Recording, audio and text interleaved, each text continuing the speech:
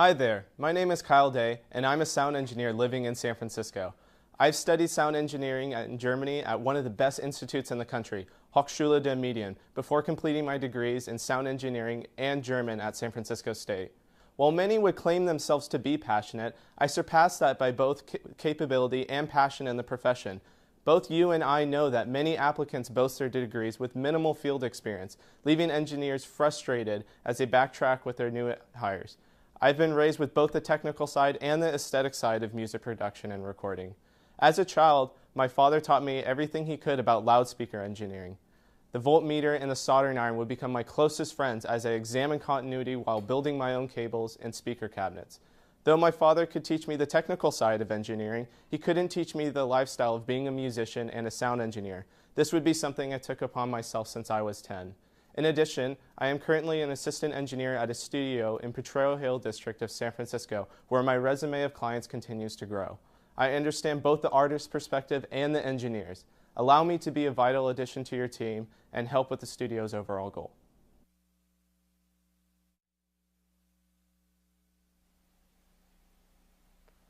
Does the sound of a screaming cat rolling on the floor appeal to you? Does the thought of a person aflame make you chuckle? Hi, I'm Kyle Day, and I'm your local fire insurance and safety expert in San Francisco. When it comes to fires, I don't think it's a laughing matter, and neither should you. With our services, not only is your home financially protected, but so are your loved ones. Every one of our customers gets a fire detector for their homes that calls them on their phone every time the detector is set off, which allows for faster emergency responses. Firefighters can always track down the source of the fire after the disaster has occurred. Don't be the one that everyone blames for their homes being burnt down. Get fire insurance today.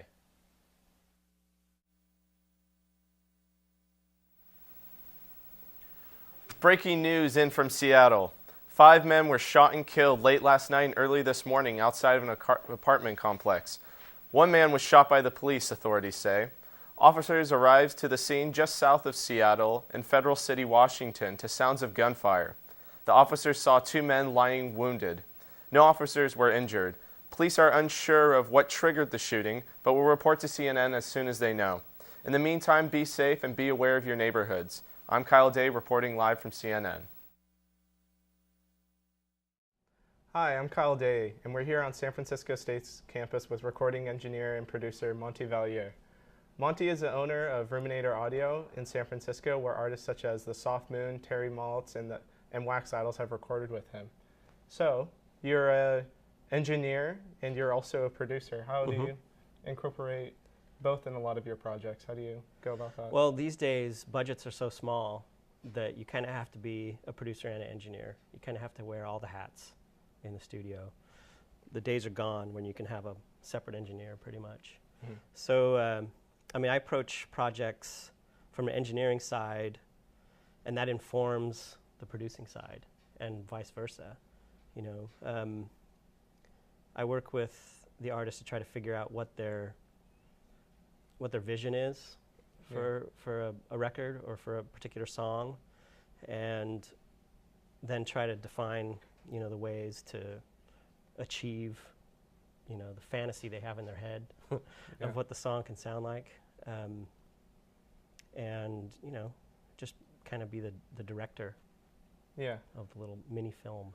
Is there a way if they have a certain vision and then and they bring this to you and you see a certain vision, is there certain ways that maybe they're so headstrong they have a certain vision, they say I really want this, but you see it a different way? How would you, I guess, collaborate or make that work out? Compromise. A lot of it is tempering an artist's fantasies of what they think the record can be. Because if they have a small budget or if they have a small amount of time, it's like, well, I want to have a record that has an orchestra and it has, a children's choir and all that kind of stuff. But I have $5,000 to make the record, in 3 days or something like that.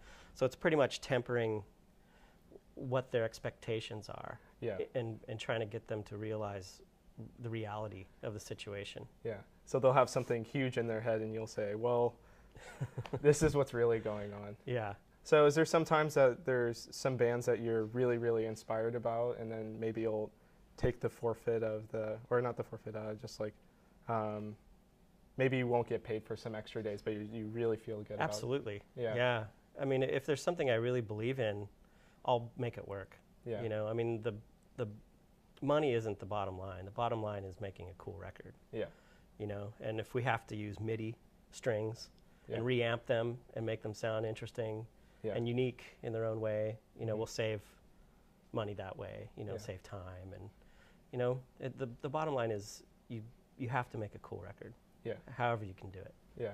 Is there some artists in particular that you've done that before where you've thought of that? Like, yeah, there's a band called Weekend. okay. And I've been working with them since their very first recording, and they had no money, zero. And so I heard the songs, and I was like, these are great. This is a cool band. Mm-hmm. And so we just started from nothing, just for fun. You know, I just had them come in on days when I didn't have anything else booked. Mm-hmm. And it took us about a year to make their first record, and with no budget.